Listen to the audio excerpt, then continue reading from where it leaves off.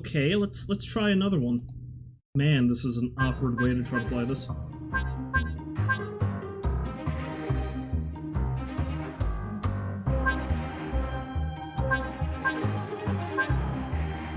Let's try Cursebringer. Cursebringer looks like it's the text adventure.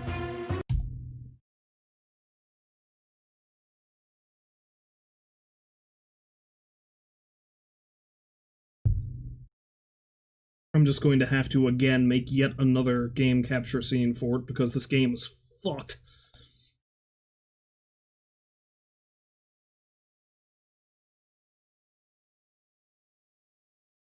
Hopefully this one is a bit more, yeah,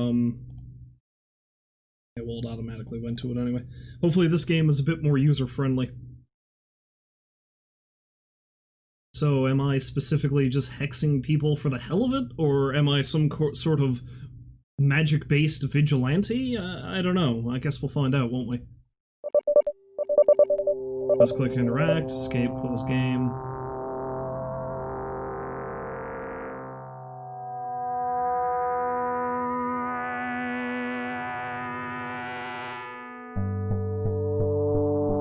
Okay, alright, so I have the mouse click,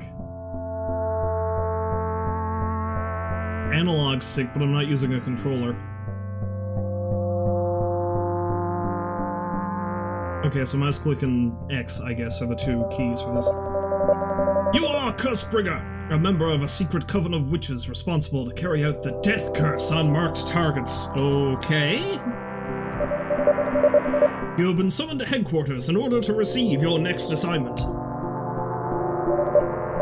You arrive at headquarters. The place is disguised as a corporate building. When you stop to think about it, traditional corporate buildings look the same. It's hard to know what's actually going on inside them. A perfect disguise. Is that supposed to be social commentary of some kind, or... People come and go, wearing suits and carrying briefcases, looking indistinguishable from the rest of the company folk of the financial district.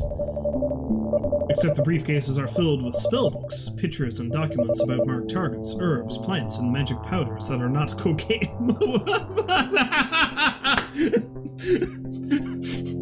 Burn! Magic powders that are not cocaine, unlike most of your white-collar neighbors. Oh, that makes up for the entirety of the last game. That one line redeems this for me. Cocainum. Go to the reception. You spot Chalk working the reception tonight. You recognize her by the tattoos on her hands and curly black hair. You know that under her suit there are more tattoos that you could count. Not that you were concerned by counting them at that time. I see. Welcome, Constance. The Order is waiting for you in the council room. Ah, hello, Baked. Welcome to the stream. What's this about cocaine? Okay, if you're not aware that I'm playing the it's sort of like a 9-in-1 indie game collection called Spooky Station. The first one, which I cannot even remember the name of, I don't know if it was called Curse Rain or something like that. No, it wasn't Curse Rain, because this is Cursebringer. It wasn't very great. This is some kind of text adventure where you play as a witch who's also an assassin. And their front is like their offices are in like a corporate building in the financial district. And you're talking about how you're carrying around all these magic paraphernalia, like magic powders, and then they make a dig against businessmen saying, not cocaine. You know, like all the other people around you are probably carrying with them. So already this game has redeemed itself for me. Go figure. Hey, anything wrong? No, I'm just working. Why? Sounding too professional. I'm upset. It's my way to cope. Oh, right. Because I left. Look, I had too much on my mind, and you know I have commitment issues, but I should have messaged or something. I'm sorry. I like how we're getting dragged into the relationship drama of these corporate assassination witches. That's not something I was expecting to see today. Can I make up for it somehow? Sushi, after your job, you're paying. she says while writing down things on paper. Done, if I survive. You better. I want my sushi. You should hurry. Thanks, Chalk. See you later. Bye! Hurry! Don't die! Oh, my fucking sushi. As you approach the door, it opens by itself, showing a large room with black marble floor. Candles light the marble table in the middle of the room. Only one person sits there, even though there are many chairs around the table. Good evening, Constance, says an old woman with pastel blue hair with a white streak. That's quite the style. Good evening, Elder. So, what's the job? Mr. Edmund has been marked. Mr. Edmund? District Attorney? Him. Interesting. Any ideas why he was marked? He put a lot of bad people in jail. No, but we will know once it's done. Understandable, I will begin immediately. Mr. Edmund, huh? I should observe him and see what I can come up with. See, normally text adventures let you type in, like, your specific actions, or they'll give you a series of choices. Not much in the way of branching paths in this yet. I mean, I could have just blown off my job and, gone to get sushi with Chalk before I decided to murder a man, you know? I feel like that would have been an option. I just don't feel like killing somebody with a hex today. Every day he has dinner at Lordini's. It might be a good place to corner him. A public space. Background check shows no ownership. Apparently he just likes the place. That or someone from the staff. I notice he always order with the same girl. I should do some background check on her, too. Helene Mars, 25, seems normal, works at the restaurant, social medial, seems active. He does seem like a workaholic, though. Weird. How strange that this woman working in the service industry has to, you know, work for a living. How very odd. Plan the ritual. I already have most of what I need for the death curse. The only thing missing is an adder's fork, according to this recipe. Ancient recipes usually have animal parts involved. It was common back then. Nowadays, some are on the risk of extinction. The organization prefers to avoid non-human animals as a whole, and most of us are glad to avoid animal cruelty. Okay. So we have to find substitutes instead. The words have power, so we find meaning behind the words, then the effect is the same. An adder's fork is the forked tongue of a snake, a viper. That's what liars, backstabbers, and cheaters are called. For that, I need to find the tongue of a liar and cut it as a fork. I have a few options in mind for that. Okay, I like how... Okay, so we're concerned about, like, overusing animals to extinction for these curses, and that's fine. I get that. That makes sense. But apparently the solution is, you know what, let's just probably either kill somebody else who, you know, has nothing to do with the contract we've been placed on, or let's find a random stranger and cut out their tongue. After I should confront him. That's it. I have watched my target and planned my moves. Time to get to work. Begin the mission.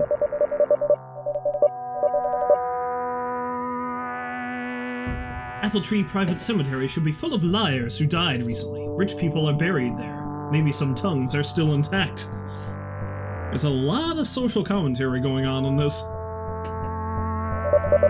According to the news and previous targets from the organization, Mayor Egritz and Master 37, an internet celebrity, should both be buried in Fancy Cemetery.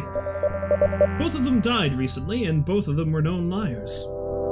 Fancy Cemetery.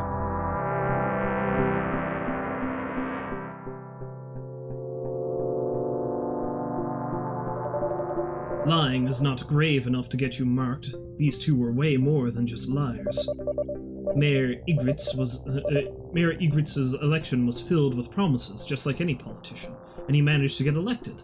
Nothing surprising so far. During his mandate, he issued a new type of school lunch, supposed to be something healthy that looked like granola bars. The kids started getting sick right after the food started being distributed to the schools. When he was marked and ended by the death curse, then people finally found out he was using sewer roaches to make the bar. Motherfucker sounded like a Captain Planet villain.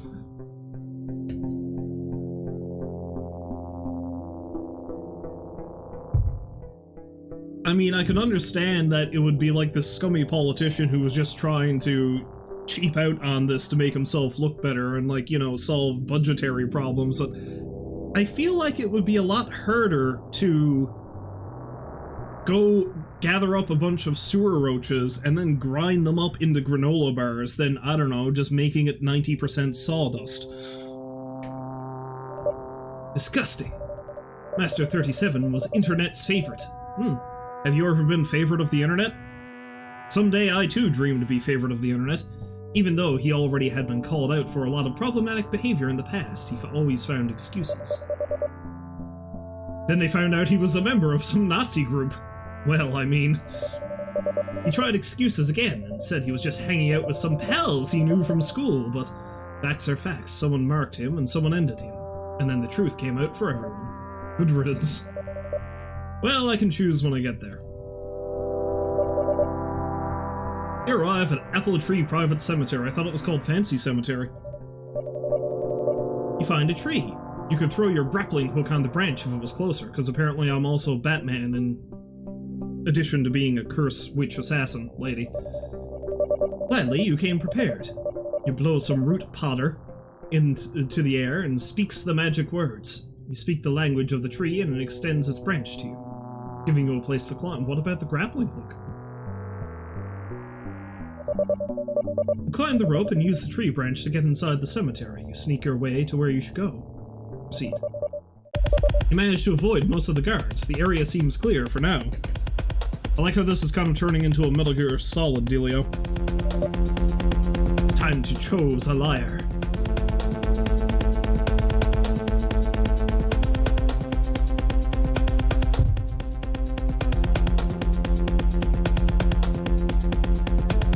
I mean, is there really any difference?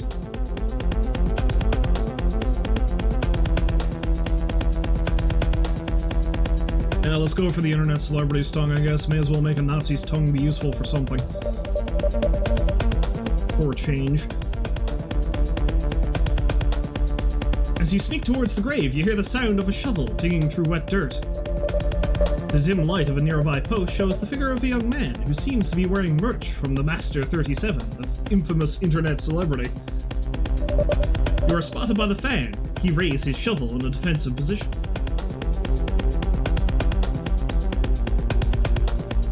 Pretend I work here. You approach slowly in a non-aggressive manner. You know this is private, right? And it's closed for the night. You're not allowed in here. I'm sorry, I didn't know. Are you a security or something? I work here, yeah. You're not dressed like security. Take a step. I'm not security, but I work here. You climbed the wall, didn't you? No, I just walked in during the day and found a place to hide until the night. Am I in trouble? You take another step. Not if you leave now. I can't must honor him! What? Honor! And another. Look, man, stop screaming, alright? You're gonna alert the guards. I knew you didn't work here! He tries to hit you with the shovel, but the desperate fan has no combat training, unlike you. You take the shovel from his hands and hit him in the head with it. He falls unconscious. You quickly dig the grave in the hopes that no security guards heard the commotion. You're pretty sure you hit the fan hard enough in the head. You will have a hard time remembering this night. Because I know exactly how hard to hit somebody in the head with a shovel to give them amnesia. That's what witch training does to you. You leave him to his fate. There's work to be done. Well. That was close. What matters is that I have the tongue now. Time to prepare the ritual. Proceed. Go back to your apartment and make all the preparations for the ritual. Everything is in place. You only need to confront him now. Proceed. I should decide my method of infiltration. A client won't be able to approaching without causing suspicion, but maybe if I draw enough attention to myself. What? Okay. A staff member I can approach and talk, ask questions, but he goes there every day. I can't mess it up. Proceed. Before going in, you take another look at the place. People come and go, they enter with a smile and leave with a bigger one. Some don't leave at all. They stay there even after they finish their food. You notice Mr. Edmund at his usual spot, watching. I feel like customer would be the wisest option. You go inside. The smooth jazz and smiling staff feels relaxing. What seemed weird from afar seems cozy now. You take a quick glance at Mr. Edmund while he's looking the other way. Is this going to be some sort of weird conspiracy bullshit? Like, it's a bunch of rival witches or something running this place? A man in a blue suit and balding head. 2 spots with different colors over his eyebrows. What? Everyone is smiling at you. You can't help yourself but to smile back. You find a place to sit. You can see your mark, but you can also see you. It doesn't take long until he notices you. When a member of the staff asks for your name, you say it. Constance. You never do that. You know what names can do, even if they're not your real name. Mr. Edmund sits in front of you. Constance. You would make a good customer. You realize what's going on. This place is under his command. The staff, the customers. He's a demon! Dun, dun, dun. So, are you ready? Say it, Constance. Your lips are glued. Pull them open with all your strength. Speak the word. As a witch, you know the tongue of demons yourself, and the banishment unbinds him from that place. You sprinkle the salt and pepper in the air, and you finish the ritual. People are free, confused, lost, but free. You paint a warding sigil on the walls, and you leave. But... wait, so... the whole getting the tongue thing did nothing. Because it wasn't a curse I needed to lay on the guy to kill him, because he wasn't even human. So...